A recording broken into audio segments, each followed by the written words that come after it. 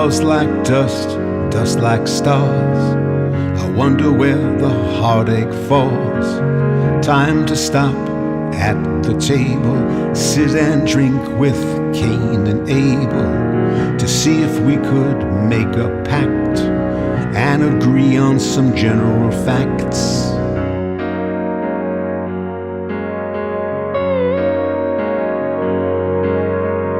The deserts are all spreading out.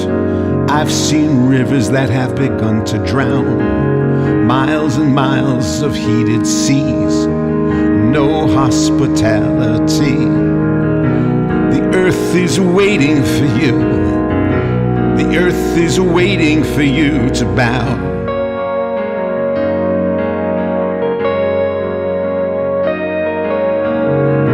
The earth is waiting for you.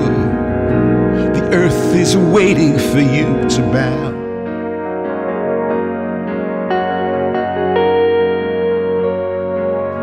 People under every rock, factories that never stop, greed and hunger and despair, cities lost in yellow air, canyons deep and mountains grow, diamond mines lost in endless snow, hillsides full of misplaced treasure, rules we can't seem to remember, words get lost on the telephone, wilderness without a home.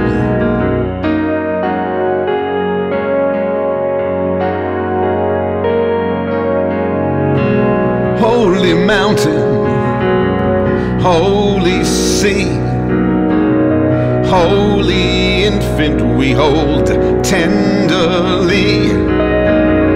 Go down, Moses, go down slow. 100 years in the desert with no place to go. The earth is waiting for you. The earth is waiting for you to bow.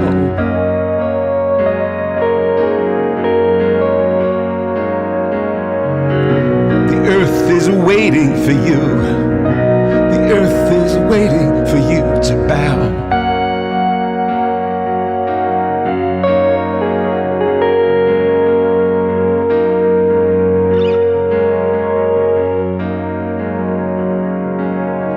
Stars like dust, dust like stars. I wonder where the heartache falls.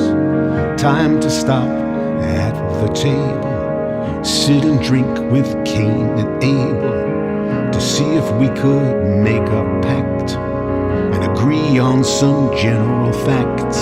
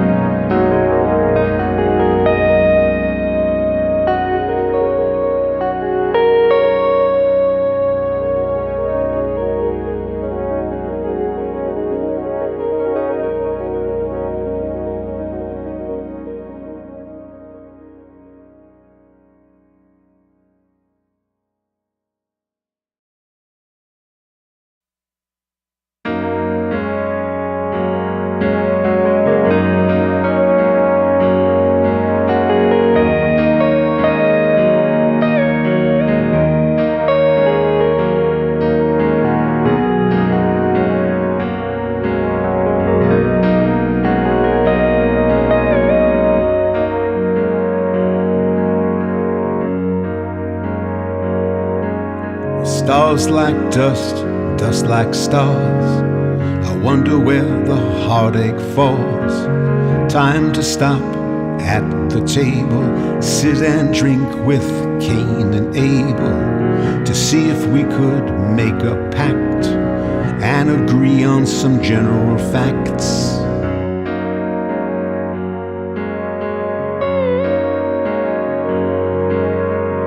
The deserts are all spreading out.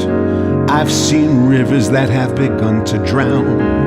miles and miles of heated seas, no hospitality. The earth is waiting for you. The earth is waiting for you to bow.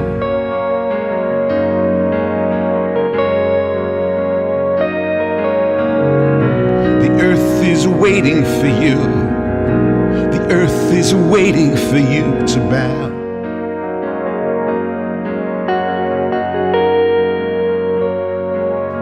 People under every rock, factories that never stop, greed and hunger and despair, cities lost in yellow air, canyons deep and mountains grow, diamond mines lost in endless snow, hillsides full of misplaced treasure, rules we can't seem to remember, words get lost on the telephone, wilderness without a home.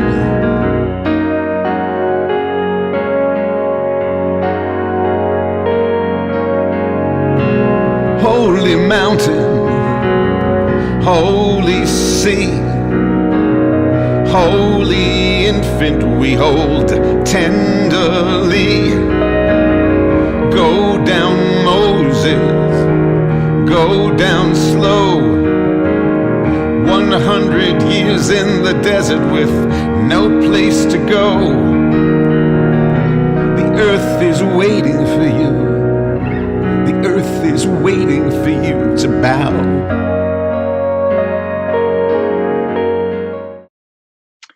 That was Jason Schulman's new song, Earthwise, from his new album, brought to you by the Foundation for Nonduality, out everywhere on December 12th. Hello, everyone. I hope you're having a wonderful holiday season.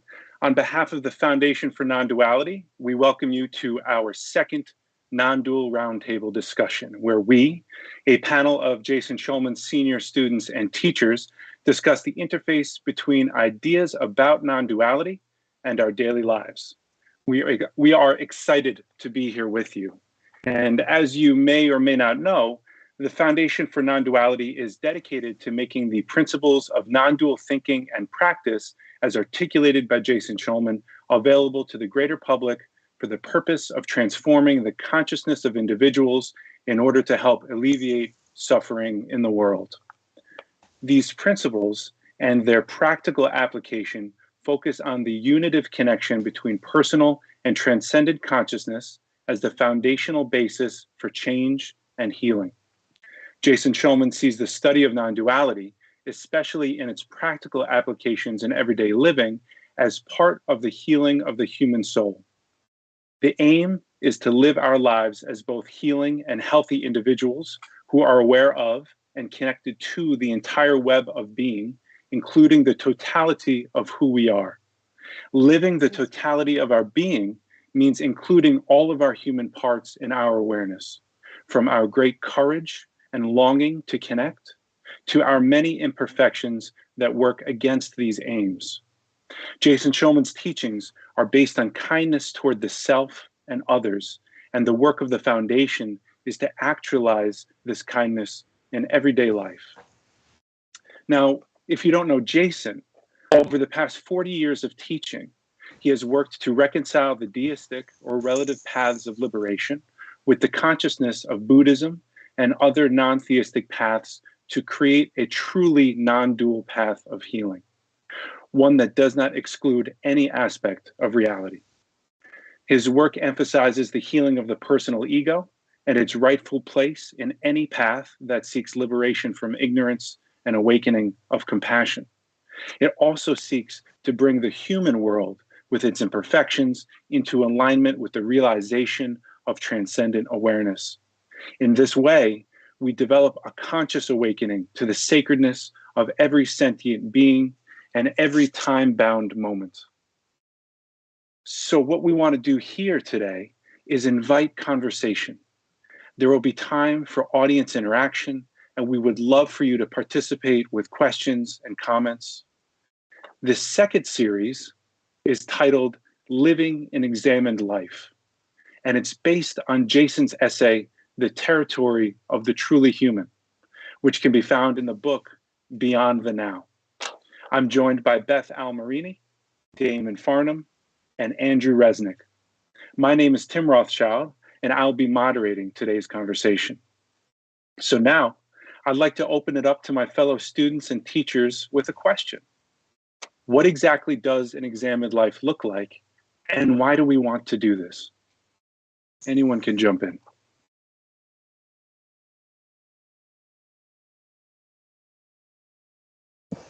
Well, I guess I could just start by saying that was an incredible introduction, and I think you covered most of it.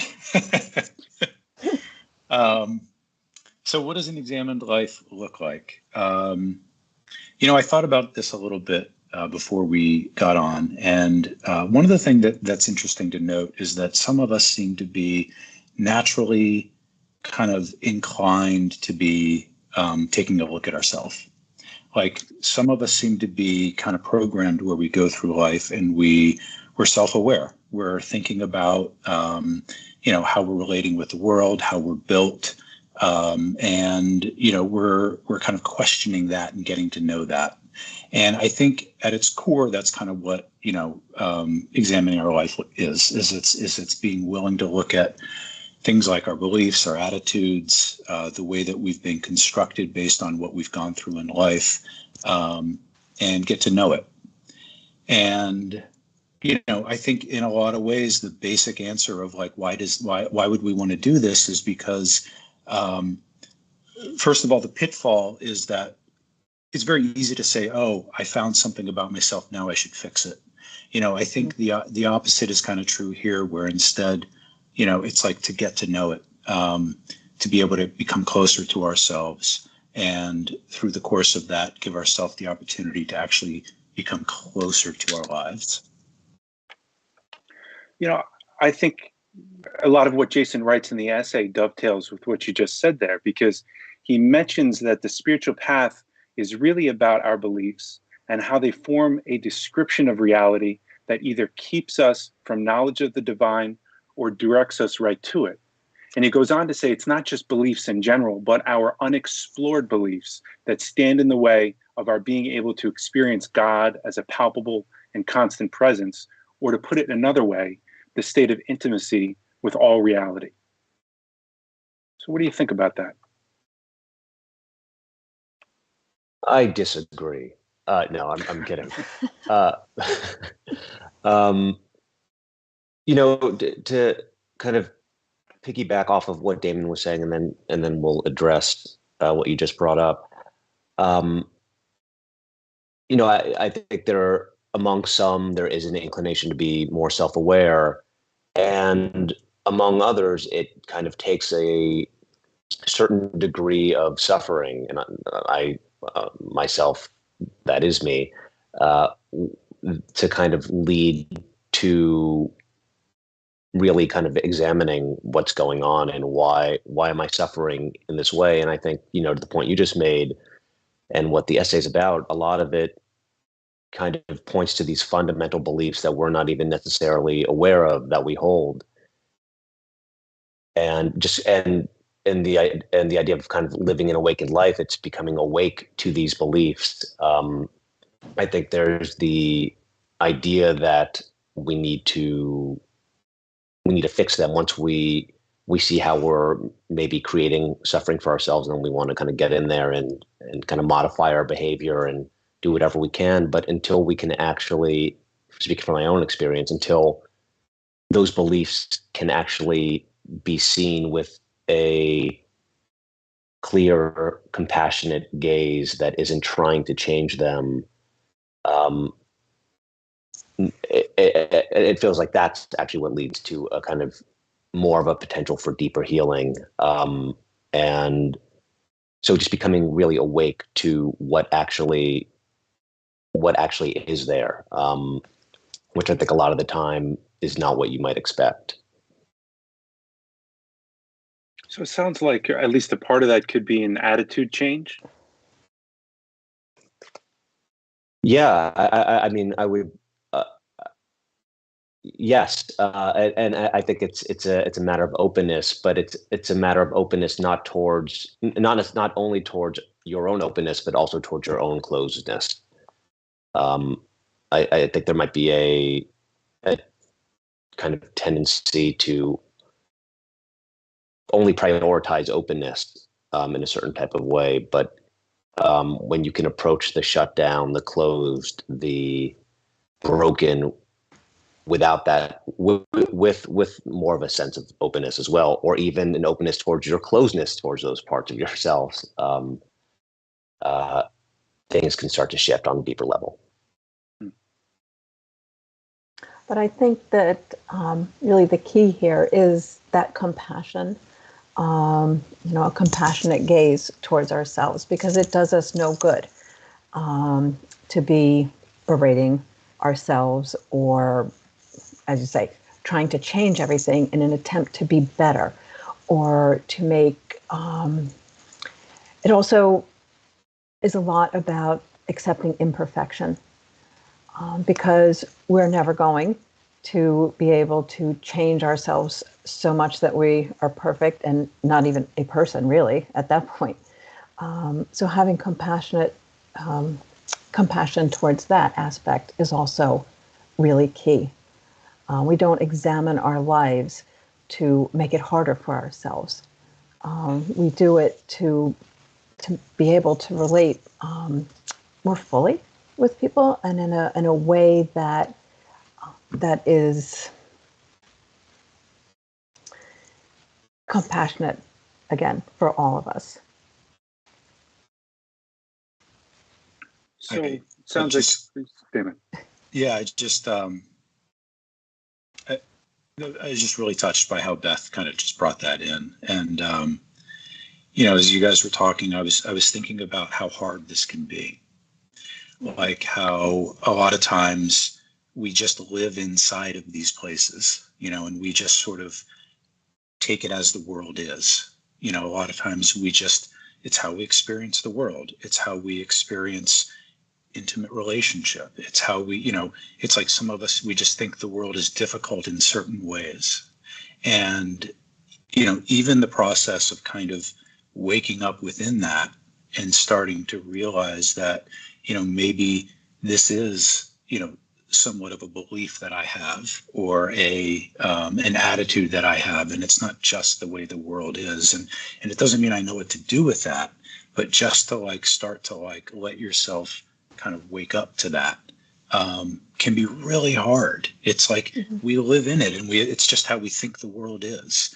And I think even what you're saying about this compassion, if it's almost like we're not going to want to see it. We're not going to let ourselves see these things if we think, well, I'm just going to have to change it, and be something different. So I think that compassion, at least for me, it even allows the possibility of that awareness to even exist, I guess, or to open up these places. Mm-hmm. So to even begin to explore these beliefs, you're saying at bottom, we need to have a compassionate stance. Something from a non-dual perspective would mean to include as much as we possibly can and not to close our hearts to particular aspects of ourselves or of lives. And, Jason writes, and just to continue with the imperfection piece, as long as we are attached to some idea of perfection, we're doomed to be in hell part-time and heaven part-time, as the unhealed ego likes or does not like what's going on within and around it. So we need to wake up to this. And can I just say that I think that is just such a brilliant statement. Condemned to be in hell half the time and heaven in the other half as things happen that we like or don't like. If you can really sit and let that in, it really gives a whole different perspective on the things that are going on in life, yours or whoever else's. Yeah, to to that idea of compassion, I could imagine someone kind of asking, okay, but how do you do that? How do you feel compassion? How do you start from a compassionate place when we have these difficult parts of ourselves? I'm thinking of a friend I was talking to recently who, said, I'm going through a depressive phase right now, and I'm noticing that I'm really judging myself, and I'm trying really hard to not judge myself. And I think part of that is where actually recognizing our imperfection that really does come into play. Of course you're going to judge yourself. Of course, there's nothing more human than that. And that also points to something else that Jason talks about in the essay about how all of these kind of impulses from our unhealed parts, they have our goodness in mind. That's what they're trying to achieve. They might not be doing it through the best means, but they're looking for wholeness. They're searching, and to begin to recognize that they do have a good intention at their heart is a good place to start in terms of beginning to cultivate that compassion. Sounds like everything that we do seems to be an attempt to heal. So, if we are to define the ego, we could say the ego is our sense of our personal self, right? And as we heal the ego, what begins to threaten us softens, and our world becomes a little bit larger. So if we can hold imperfection in our own lives, not in opposition to something, but as a united partner in the constant act of creation, then it sounds like we're on the right track. Yeah. Hey, can you read that one part again about that part, how we begin to soften? I don't know if you can read it again, but like what you said, it's about how we begin to soften to life, like these parts of ourselves. It's about including more. And I thought to myself, well, this is kind of like, this is the whole point. Like, this is why we do all of this, is like, is that we want to allow ourselves to like show up a little bit more, like whether it's in relationship with our partner, whether it's like, in our own bodies, in our, with our own self, however it is we want to be in life, whether it's with our kids, we want to like, be reactive to them a little bit less. It's like we just want to be able to soften a little bit more and be a little bit more engaged in our life. And it's like, if we can do that, that's enough. Like that is spiritual healing right there. Yeah, it definitely points to, another one of those pernicious beliefs that I think Jason talks about, which is that idea that there is some sort of idealized form that we might achieve through healing, or we believe that there is, where we don't suffer, which is some sort of state of perfection. And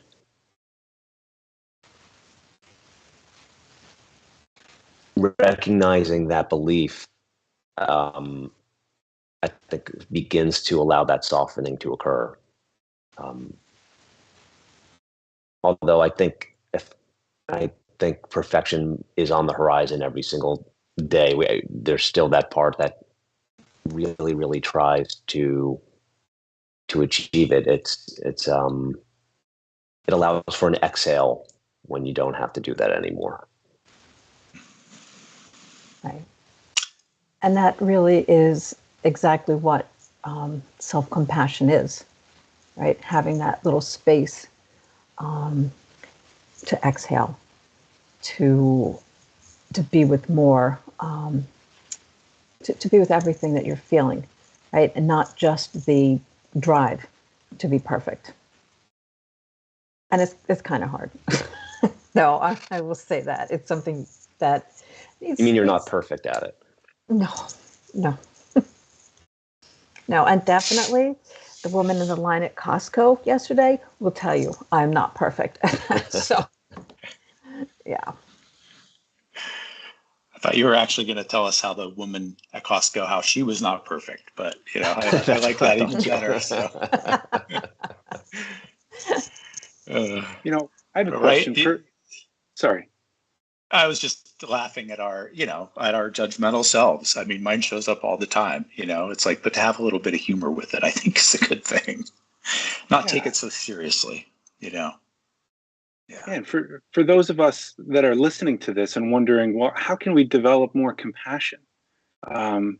Understanding that the spiritual journey is our lives, all the content of our lives. It's not some special other place, but it's what's right here, right now.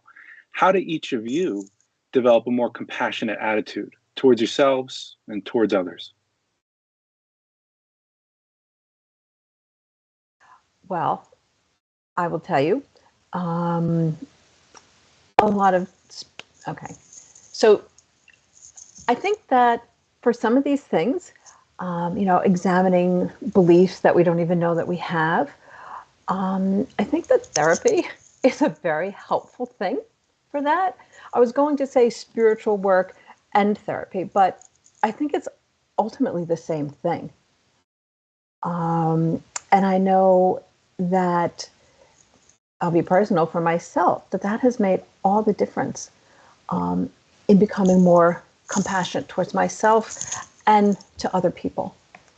So another thing that I do is spend a lot of time in nature by myself, just to kind of let yourself be a little more soft around the edges, right? To kind of let come in to your mind what's happening, what it is. You're not as defended, at least I'm not, in those sort of circumstances.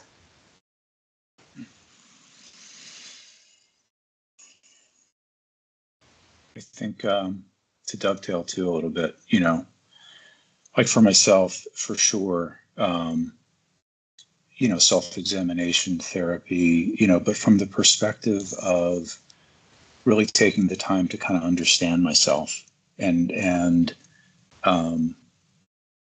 how I'm created and meaning, when I say that, meaning like the nuance of my, my self-judgment, my demands on myself, my fears about life, and to really like understand, first of all, that I have them, but then to understand kind of like why I have them, where they came from, how I took them on, and then, to go a step further and then to start to look and see, well,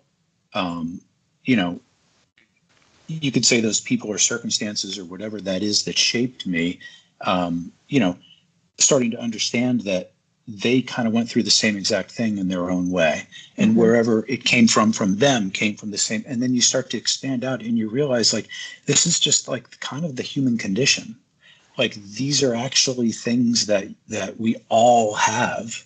And I think the more I've kind of spent time with that with myself, like when it shows up in somebody else, I've been able to be like, yeah, I get it. Like I have that same struggle, or I know that same struggle. And, and it just softens, I guess, the way I'm able to be with myself, and then the way I'm able to be with other people too. To what you were saying, Tim, about not having to go somewhere special, but it's all in the daily life. I think a lot of it is in the recognizing of the opportunities that daily life presents and gently being with them. I know yesterday I experienced a disappointment around a job that didn't come through. And there was naturally all of the reactions to blame the people for making a mistake and anger and all of that. And then actually just sitting with myself and being like, oh, I feel a little hurt. Oh, you're okay. You're okay. But I hear you. And to just be with myself in that way. And I think the other side of that is practice, taking however much time, 5 minutes, 10 minutes a day, to just be with yourself however you are. And I think in many ways that's self-compassion at its core. It's saying, you know what, however I am right now, I'm going to be here or do my best to be here. I'll see myself try to escape. I'll think about, 50 things, and then I'll come back. And just doing that gently, I think helps to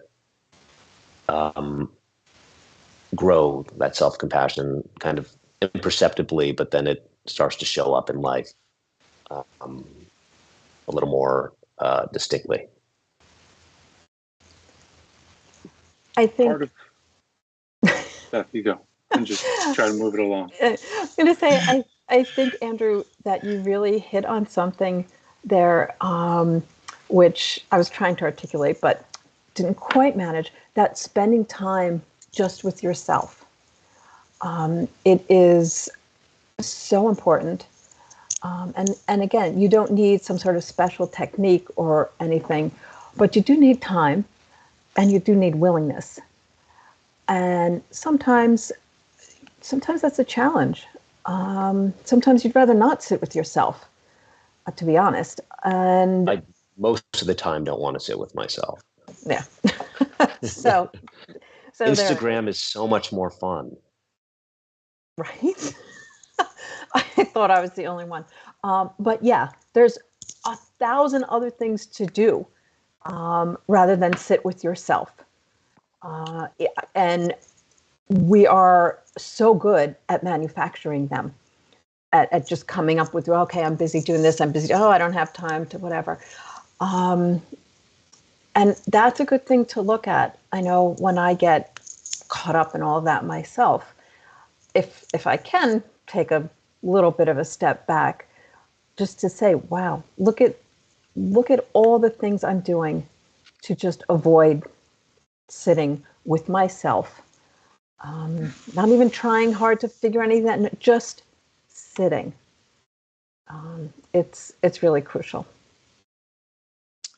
Yeah, and it makes me think about kind of the whole idea, this whole having an examined life, taking a look at our beliefs, our attitudes, and where it's very easy to feel like, we need to fix them or change them. But, what you're talking about, Beth, to me is like just to be able to sit for a few minutes and like give ourselves a place, give what we experience within ourselves a place. It's like just to like have a minute of letting it be. And then, my experience, and I know others too, is that it seems to like if we just can do that for a couple minutes, it's like these places seem to like naturally want to just like unfold a little bit. They want to unwind a little bit. They want to like calm down a little bit. And it's like, and things soften, and then, we drop into our body a little bit more and we see things a little bit differently. But it's like, but if we're always kind of moving to the next thing or rushing to the next thing or trying to fix the next thing, it's like there's never a chance for just that kind of, thing to take place. That seems like it wants to take place anyway. We're just always getting in the way of it. Yeah. So part of what I hear you saying is that this compassionate stance, it requires of us to give a home for all of our humanity. Somehow we need to find a home within ourselves. And it can be really difficult to let things exist as they are in their original form. So I guess that's why it would be a pretty good idea to explore our beliefs about how the world works and how we fit into it. And Jason alerts us to 3 fundamental beliefs that often create misunderstanding of what spiritual awakening actually is. And in the essay, we talks about getting rid of or transcending the ego. He also talks about the truth of suffering, which we've talked a little bit about already, and our relationship to imperfection. So I bring that in just to see if any of you want to run with it a little bit.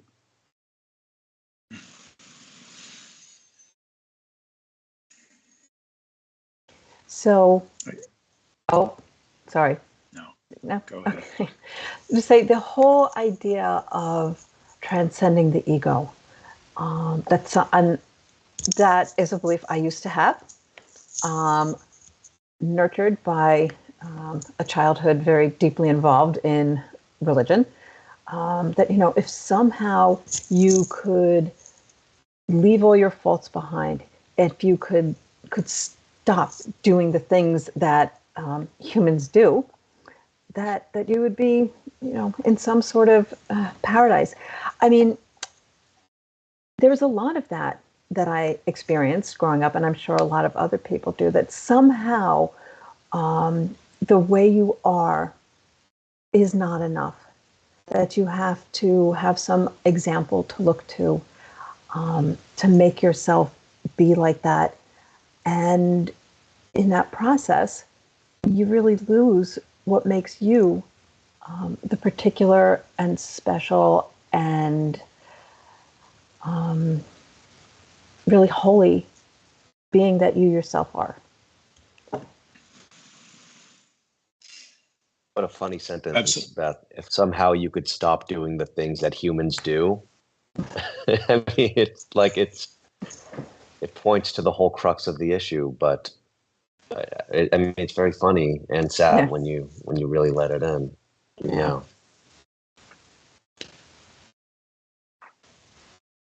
And, and I think it's worth noting, because I think that this is one of the huge gifts of Jason's work, is this piece right here. Mm-hmm. Is the idea of, kind of being able to have the impersonal and the personal, to be able to have our sense of self in the world and know that we're trying to improve that and heal that and, work with it the best that we can. And simultaneously, like, we're all, interconnected, and we're part of this, great human experiment, or whatever you want to call it, and that both are true. We have both. And yeah, I'm actually losing my train of thought, so I'm going to drop it. But yeah, sure. Oh, go ahead, Tim. No, I was gonna. We love questions here at the Nondual Roundtable, so we have one on deck. If you want me to bring it in, but you can speak to it first. The only thing I was going to add was,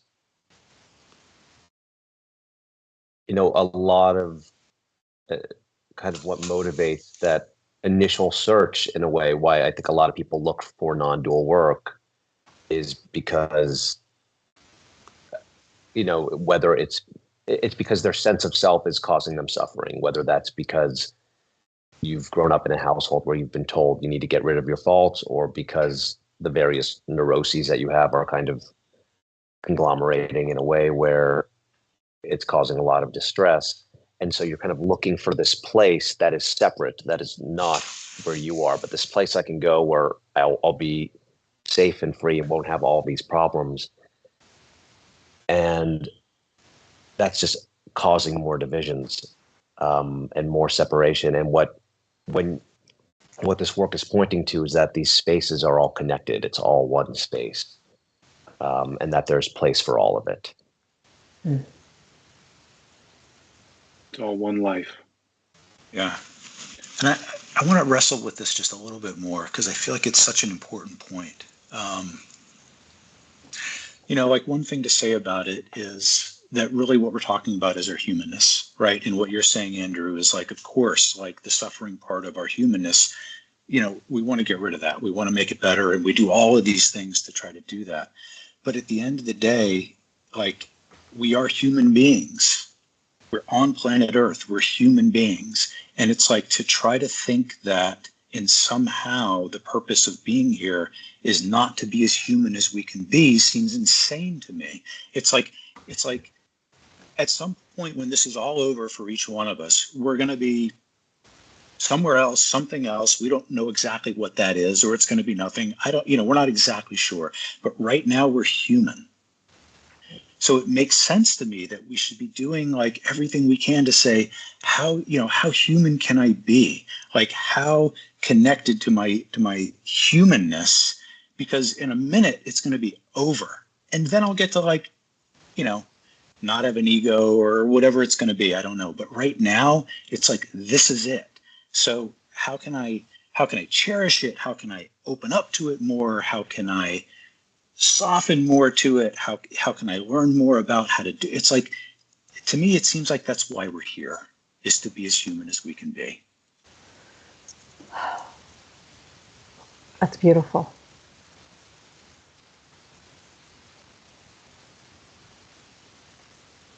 So, we have people tuned in today from all over the world, Utah, British Columbia, New York.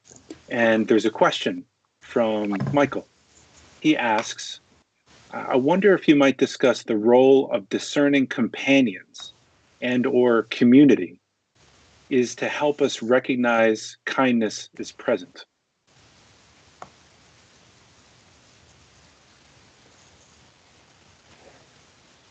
Yeah, I'll just jump right in, and anybody else can say anything. But I mean, when I forget, it is my trusted companions who remind me. Like when I'm forgetting to be kind or compassionate to myself or in another situation, and people are able to be present with me in a way that makes me realize that, it helps me come back to it and remember. And, and I feel like it's my job to do that for my companions as well. That's kind of like what we're doing for each other, is we're trying to remind each other. Mm-hmm. Yeah. I know that in the Buddhist tradition, when you take refuge in the three jewels, the Buddha, the Dharma, and the Sangha. And the Sangha is that's the community of people who are also seeking consciously on this journey. Because as Damon said, we are constantly forgetting and we need reminders. In terms of discerning,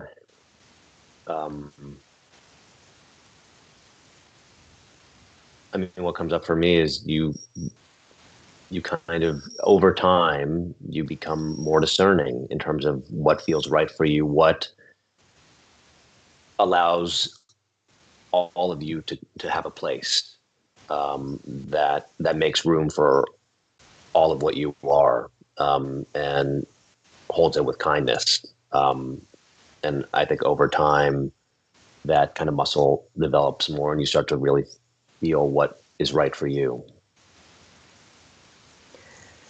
So what I think of with that question is, it's awfully hard to be human all by yourself. Right? You need this. This is why it's a terrible thing, terrible punishment to have somebody, solitary confinement, because you're alone. You don't have companions, and that it makes it very hard to be human. Any kind of thing that that gets reflected back to us comes from other people. Kindness, compassion, all of these things. You don't experience them if there's no one else to bring it to you, right? So we're not interacting with just the four walls, right? You need to have people, and just realizing that, even even the lady in the line at Costco, right? She's telling me something about myself. She's bringing some kind of opportunity for me to think, an opportunity to wonder how I could be different, or even if I should. So that need for companions is absolutely critical. And not only that, but how oftentimes do you go, like, off in the wrong direction somewhere? You're just following your own sort of thing. sometimes you need people to bring you back, to kind of reel you in a little. So much as I like to spend time alone, and sometimes I feel annoyed by people, you need to have that. That's what humanity is. That's what humans are. So Yeah, what you all are saying, it's reminding me of how, as part of the human condition, we go through expansive states and we have these contractive states. And when we're in a contracted state, we can get lost in our narratives. Maybe we get triggered by something and we lose our way, and we're caught. And it's too much. Reality can be too much for us to hold at that point. And so having our companions, it's like having a larger bucket to hold the water. right. And yeah. Tim, I was thinking the same exact thing, that I mean, yes, it can feel sometimes unbearably hard to reveal yourself to another human being.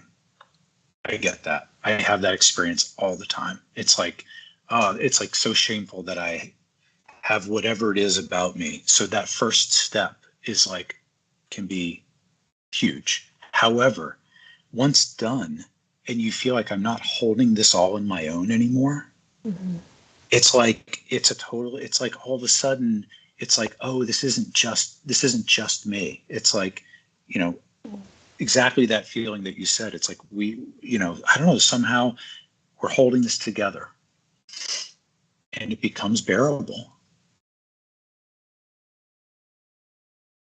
It reminds me of an exercise called Maintaining the World, where somebody sits down with another person and shares over the course of just a few minutes something that's going on in their life.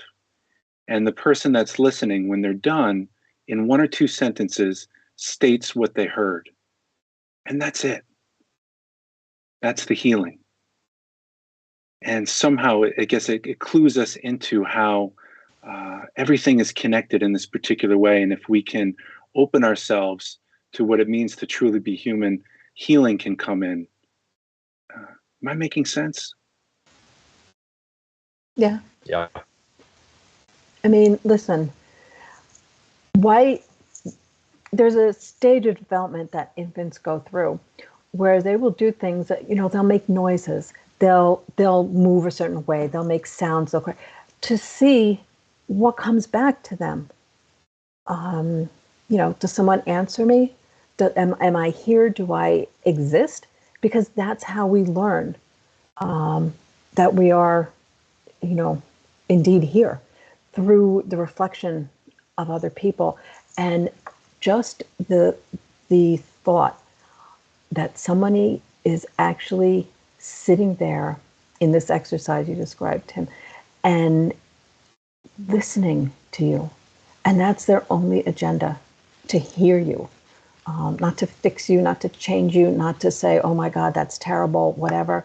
Just to hear you is huge. I think it's something that we don't really realize the importance of that, and how amazingly helpful it is. I'll tell you, before we came on today, I think I even mentioned this to you guys, this is live. I was anxious and nervous and, oh my gosh, how is it going to be? And, and all these ruminations. And then I remembered Tim's going to be here and Andrew's going to be here and Beth's going to be here. And then all of a sudden I felt the experience of like, oh, we're holding this together.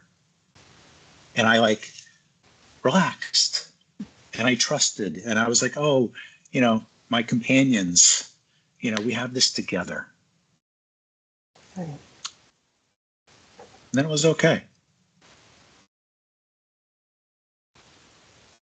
Makes me think you did a non-dual thing there by accepting the fact that you had a contracted state for a moment, right? Suddenly things got scary, and then you relaxed and included more. You remembered. You've got companions along the path, and then the softening happened. Mm-hmm.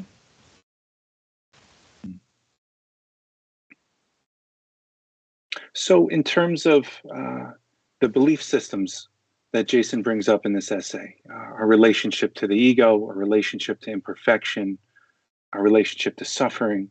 Is there anything else that you want to bring in that might be helpful for our listeners in relationship to those? I think when it comes to suffering, one of the most difficult things to do, but ultimately one of the most helpful, is to accept it. Accept is not quite the right word, I mean, but just to stop trying to run away. Stop trying to run away from the things that hurt you, or the things that are difficult, or the things that are sad. And just to be able to, again, be with that. Let yourself know, yes, I am feeling this way. I am sad. I'm heartbroken. I'm suffering. Instead of trying to do all kinds of other things to avoid it, which can lead you to even more suffering than what you were trying to avoid before. And I know this sounds like such a, if you're a person who right now is suffering, to hear somebody say, well, accept it, just have to be with it. There is something very freeing and very soothing in a way, just to realize that you are somewhere, that this is happening, and here it is. And let me not try and do anything I can to avoid it, because I'll tell you, it's not going to work ultimately. So.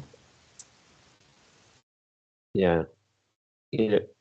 Jason in the essay talks about, he differentiates primary suffering from secondary suffering, primary suffering being kind of the things that are endemic to life, being born, sickness, old age, death, and how those are inescapable, as much as we might truly wish we could escape. And how the secondary suffering is what we do to avoid that, to avoid those facts of life. And that there's something about the suffering, the primary suffering, there's life in it, in a way of kind of surrendering to those cycles of birth and death. And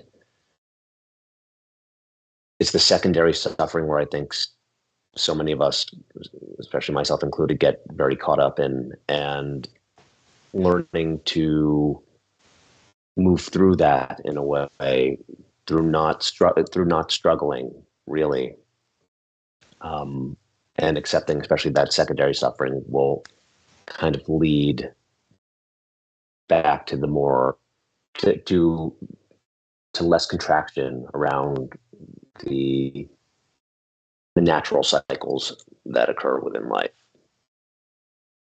I'm so glad that you brought that statement from Jason up, that this kind of suffering that we experience as humans has some sort of life in it, right? Why are we heartbroken when someone that we love is dying? It's because we love them. It's because we love them.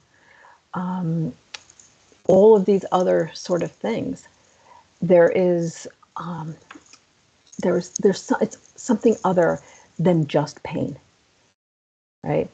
There's a whole other side of it that has to do with love. Mm. I think about this. I think about this also in terms of longing and desire. When somebody feels pulled to something in their life, I've been seeing this come up lately with some people that I've been working with, where they've been wanting to step into their life more deeply. So for instance, make some kind of a big move, or step more deeply into relationship with somebody else. do something like, something, for instance, like that they feel really inspired to bring into the world, like a business idea that they're passionate about, and they make that sort of move towards that impulse. And these are people who have done a lot of work on themselves for years. And then that voice comes up and it's like the suffering, the doubt and the fear, and all of these things start to come up, and they end up getting sort of upset with themselves. Why is this coming up again in my life? Haven't I done enough work? Haven't I been walking this path long enough? Haven't I done enough healing? And, where we somehow expect that, like, we've done it all. And then I had this thought of like, oh, you could almost say, I'm stepping more deeply into my life. Of course, the next level of my suffering is going to come up. I should actually say to myself, I've been expecting you. There you are.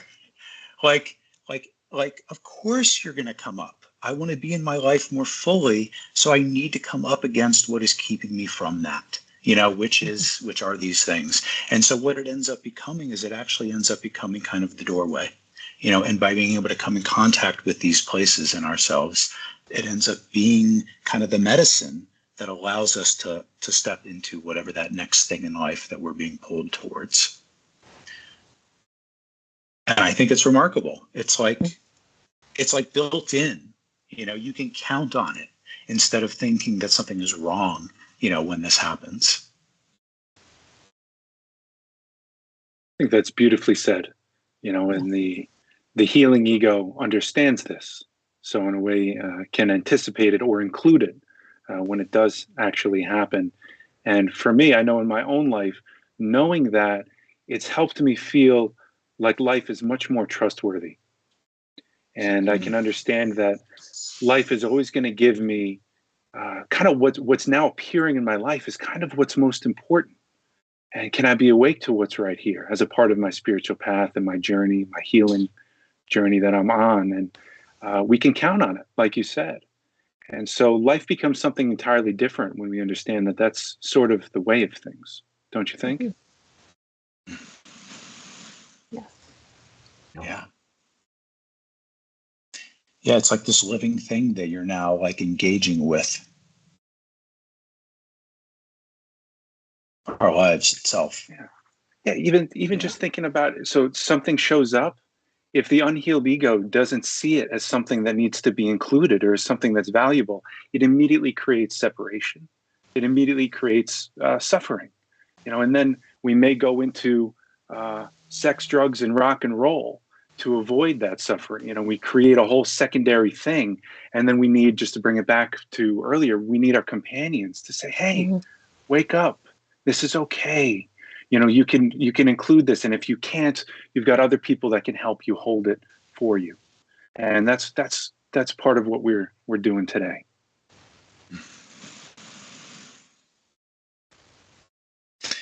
It's just one of these paragraphs that I had highlighted from this chapter or this lecture from Jason. We're all practicing life, getting entangled in life, seeing our way through life, learning to explore and live life. Life presents us with its full content at every moment. I think it's exactly what you're saying, Tim. Yeah.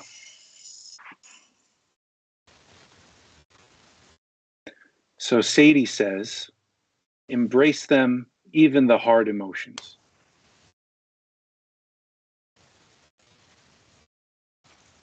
I think so. Well, it's back to embrace everything, really, right? The hard emotions, the good emotions, the sort of,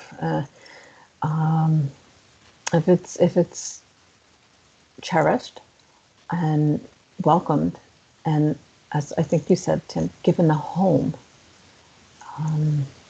that's a much, I think it's a better way to be than trying to push things aside all the time. And, you can try to push things aside. In fact, you're going to, I'm going to, we're all going to do that. And then, it's the It's the kind of the cheat sheet that says, or you could try to not push as much. You're going to get to the same place anyway. At some point, you'll wear yourself out by pushing, or you can, save a little bit of effort and maybe in this moment with it, just breathe and let it be there, whatever that it is. Yeah. And then, not to jump ahead, but then it seems like that there's less that we have to defend ourselves against. It's like when we can start to interact with life as it is, then, and we can come closer to these things like Sadie said, it's like, then there's really not much to defend. And, we can just be here as it comes and be here as it is, and we can interact with it, and we can kind of choose more discerningly. We have more freedom to be able to say, oh, well, this works for me, or this doesn't work for me, or what about this other thing that I hadn't thought about before? It's like, it just gives more kind of play in the wheel with how we're able to be in life. Mm-hmm. So it's like this compassionate attitude that we're talking about. It allows us to be the right size. We don't have to be more than what we are. So if we can let ourselves be right where we are with whatever life is offering us, we have the opportunity to actually let ourselves know what we need. And sometimes that is calling a friend. Sometimes that's some form of prayer. But regardless, when we can let ourselves be right where we are, that's how we can have that intimacy with life. And that's how we can find that freedom. At least that's the way I understand it. Don't you agree? Yes, I do. And even just talking about this, this embracing this being with life as it is, I don't know about you, but for me, that softening, right? That kind of sense of relaxation, that sort of sense of, oh, right, I don't have to work so hard. I don't have to keep defending and whatever. I can just be.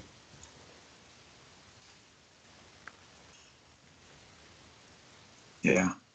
And enlivening. Like there's an enlivening, there's like there's a relaxed joyousness that pops up. Oh, I can be in life as I am, and I'm not going to mess it up. Thank God, Yes. Something else happens. Yeah. And there's more possibilities, right? I mean, if you have that relaxed sort of attitude, that joyous attitude, you can see so many more things, so much more potential in how you can be, how you can interact with life and with other people. And just to kind of tie it around, I think a lot of that relaxed attitude that we want comes from actually then, looking at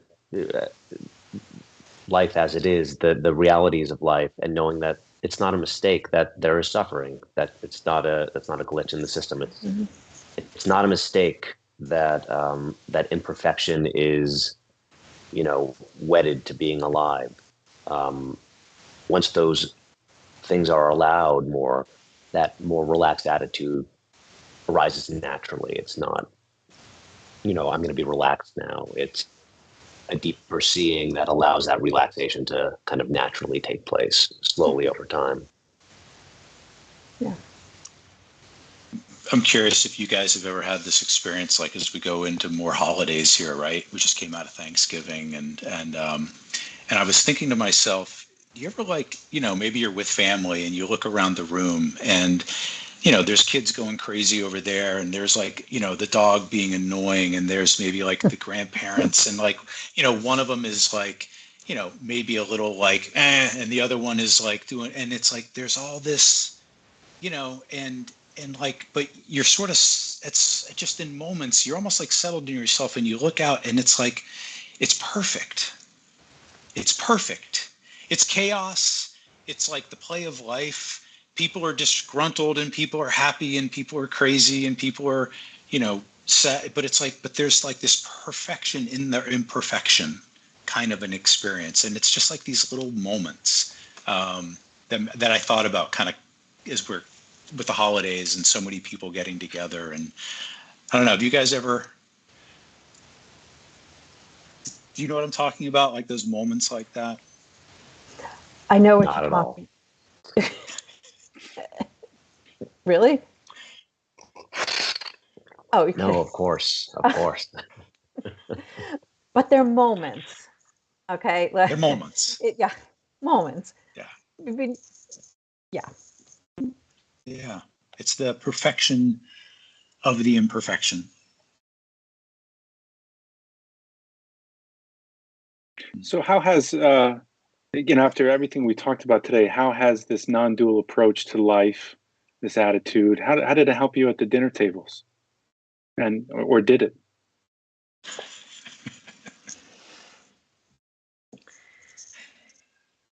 Imperfection. Oh. It helps, and it's not perfect. I had a lot of reactivity come up. And so like, what this non-duality helped me do was to work with it. But I'm not going to lie, I did. I had a lot of reactivity come up, and then I had to spend some time working with it. Yeah. Sounds good. Tons of So tons of reactivity, and then noticing that I was leaving within my body, and then slowly coming back, as Beth was saying, just be there. Well, thank you so much, everybody that has listened today. We're out of time. Just a quick reminder, the Foundation for Non-Duality survives and grows on your foundations. So if you are feeling like you want to donate, please do so. We love you all, and we'll see you next month. Bye. Thanks. Bye.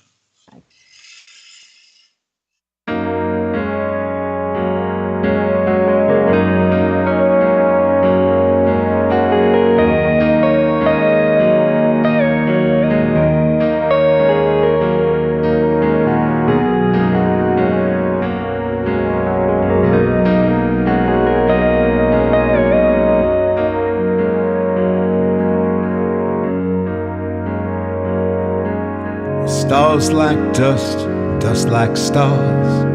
I wonder where the heartache falls. Time to stop at the table, sit and drink with Cain and Abel, to see if we could make a pact and agree on some general facts.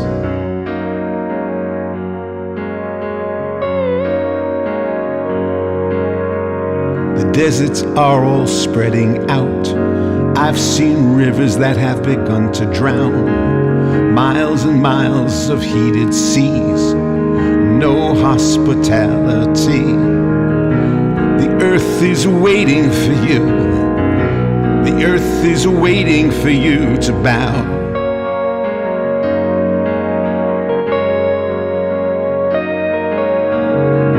The earth is waiting for you. The earth is waiting for you to bow.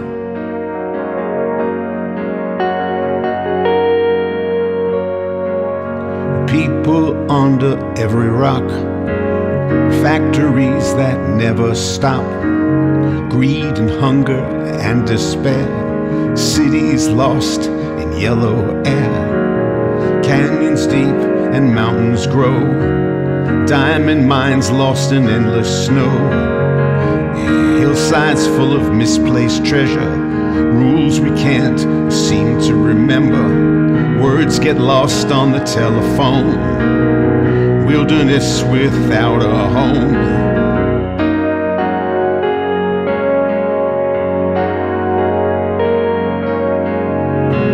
Holy mountain, holy sea, holy infant we hold, 10